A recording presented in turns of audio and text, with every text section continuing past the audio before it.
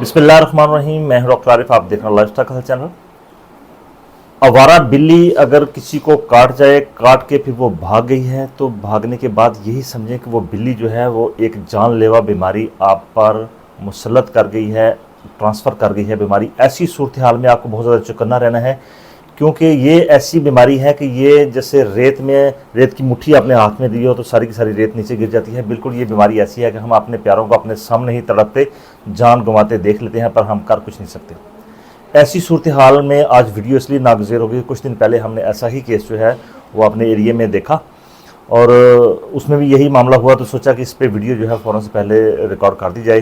पहले भी इसके ऊपर मैं वीडियो एक दो बना चुका हूं, लेकिन आज वीडियो जो है वो बहुत ज़्यादा नागुज़ेर हो गई, क्योंकि इसकी जो मौत है जो इंसानों में, चूँकि ये बीमारी है ज़ूनोटिक, जानवरों से इंसानों में ये ट्रांसफ़र होती है बीमारी कौन सी है? ये है रेबीज़। अब बिल्ली जब काट जाए, अब कौन सी बिल्ली काट जाए? बिल्ली ऐसी काट जाए कि वो बिल्ली काट के जाए कि जो कि पालतू नहीं थी, आवारा बिल्ली थी, बच्चों ने या किसी और ने उसको पकड़ने की कोशिश की और उसने काट दिया। आवारा बिल्ली अगर काट जाए, काट के भाग गई है, यानी कि आप उसको 10 दिन तक अपनी ऑब्जर्वेशन में नहीं रख सके, तो हम उसको डिक्लेयर करेंगे कि ये बिल्ली रैबिट ही थी, यानी कि इसको रेबीज थी। क्योंकि हमें तो कन्फर्म नहीं हुआ। कन्फर्म तो हमें जानवरों को उस वक्त होता है जब कोई जानवर, जैसे कि आज चूँकि बिल्ली की बात हो रही है, बिल्ली अगर काटने के बाद आपने 10 दिन तक उसको अपनी ऑब्जर्वेशन में रखना होता है कि जानवर जो है उसको कुछ नहीं हुआ, तो फिर खैर है, क्योंकि वो आपने रखी हुई थी, उसको आपने वैक्सीन कराई हुई थी। वैक्सीन कराना जानवर को बहुत ज़्यादा ज़रूरी है। लेकिन अगर कोई ऐसी बिल्ली है जो कि आपको काट गई है, काट के फिर वो भाग गई, आप ऑब्जर्वेशन में नहीं रख सके, मुशाहिदा नहीं कर सके 10 दिन के लिए, अगला स्टेप फिर आपका क्या होगा? तो याद रखिए, अगला स्टेप ये होगा कि आपने फ़ौरन से पहले जो है वो पोस्ट एक्सपोजर वैक्सीनेशन का जो कोर्स है वो आपने लाजमी कराना है। सादा अल्फाज में आपको बता दूं कि आपने वैक्सीन का जो कोर्स है वो बहुत ज़्यादा जल्दी करवा लेना है। अच्छा, अब वैक्सीन से पहले आपको ये बता दें कि उस बिल्ली ने आपको, यानी कि आपके प्यारे को या किसी और को कहाँ पे काटा है। अगर बिल्ली ने उसको बहुत ज़्यादा हसास एरिया में काटा है, हसास एरिया कौन से हैं? वो एरिया जो कि बिल्कुल सेंट्रल नर्वस सिस्टम, दिमाग के, सर के बहुत ज़्यादा करीब हैं, जैसे कि शोल्डर है, नाक है, कान है, चेहरा है।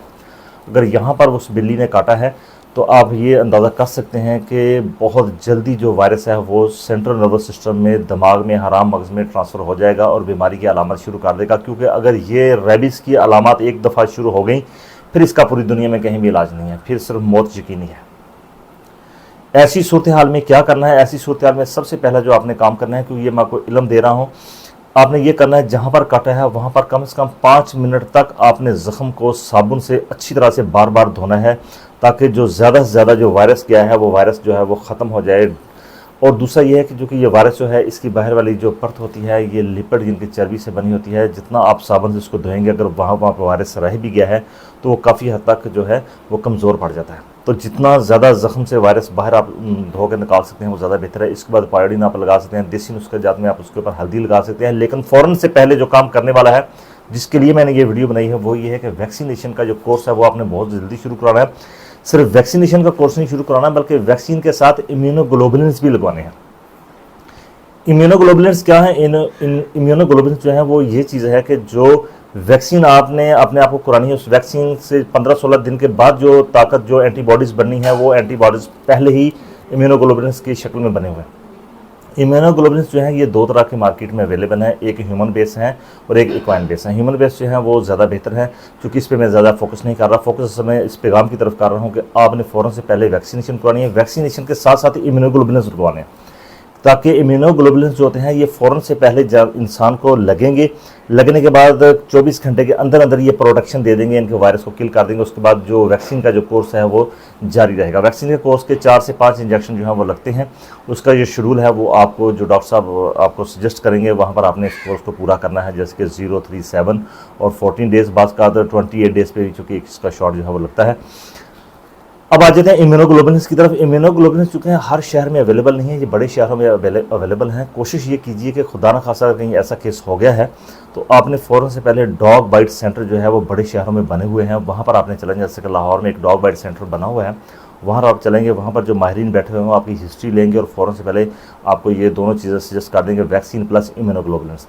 मौत क्यों वाक़या हो जाती है? मौत इसलिए वाक़या हो जाती है कि एक तो वैक्सीन का शेड्यूल जो है वो लेट शुरू होता है, दूसरा चूँकि उसने अगर बहुत ही ज़्यादा जो हसास एरिया हैं, जो ज़्यादा दिमाग के करीब है, वहाँ पर जब ये वायरस जो है अटैक करता है, जब जानवर काटता है तो उसके जो सलाइवा है, उसको थूक के अंदर चूँकि ये मौजूद होता है वायरस, अगर ये इंसर्ट हो जाता है तो जब तक उस वैक्सीन ने प्रोटेक्शन देनी है तो उसमें दिन काफ़ी सारे गुजर जाते हैं और जो वायरस है वो पहले ही सेंट्रल नर्वस सिस्टम तक पहुंच जाता है। जहन में यह अक्सर लोगों के सवाल आता है कि जनाब वैक्सीन तो हमने करवा ली थी, हो कैसे गया? चूँकि वैक्सीन का अभी टेन्योर पूरा होना था, कम से कम 14 दिन का टाइम दरकार था वहाँ पर, लेकिन जो रेबीज़ का जो इन्फेक्शन है वो 6वें दिन, 7वें दिन, 8वें दिन ही हो गया। तो उसके लिए बेहतर है कि इम्यूनोग्लोबुलिन्स पर ज़्यादा जोर दिया जाए कि वो आपने लगवाने हैं, हर सूरत में उसका एक शॉट लगता है। उम्मीद करता हूं कि आज की वीडियो में आपने जो पैगाम है वो बहुत अच्छी तरह से समझ लिया होगा कि अगर कोई ऐसा जानवर है जो कि आपको काट के भाग गया, वहाँ पर मौजूद नहीं है, यानी कि वो आवारा था, तो उसको हम रैबिड ही समझेंगे, क्योंकि हमें तो नहीं पता कि उसने 2 या 3 दिन के बाद मर जाना या उसके साथ क्या बीती।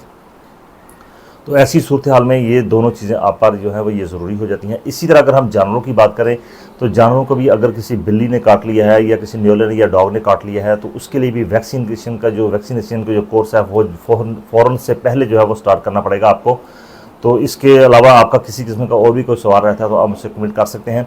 बकाया जिस इंसान को अगर किसी बिल्ली ने काट लिया है तो उसके बाद उनको फ़ौरन से पहले उसको हॉस्पिटल पहुंचना है ताकि वहां पर उसकी मरहम पट्टी भी हो, उसके साथ साथ उसको टेटनस का इंजेक्शन भी जो डॉक्टर साहबान लगाते हैं। लेकिन बेहतर सबसे पहले यही है, आज की वीडियो में आपको ट्रीटमेंट नहीं दे रहा बल्कि आपको एक थोड़ा सा अवेयरनेस दे रहा हूँ ताकि इस जानवर अगर काट लेता है उसके फ़ौरन बाद जो है वो अगला प्रोसेस क्या होगा कि फ़ौरन से पहले आपने हॉस्पिटल जाना है और डॉक्टर साहब देखेंगे और ये प्रोसेस जो है वो आपके साथ होगा। इसको आपने हर सूरत में जो है इसको पूरा करना है। इस वीडियो को सिर्फ वीडियो नहीं समझिएगा प्लीज़, इसको एक पैगाम भी समझना है, क्योंकि जहाँ पर ये केस देखे जाते हैं वहाँ पर इंसानियत जो है वो तरसती और तड़पती नज़र आती है। तो बेहतर है जितना ज़्यादा आप इस वीडियो को शेयर कर सकते हैं उतना ज़्यादा इसको आप शेयर कीजिए। आपका बहुत शुक्रिया। अल्लाह हाफ़िज़।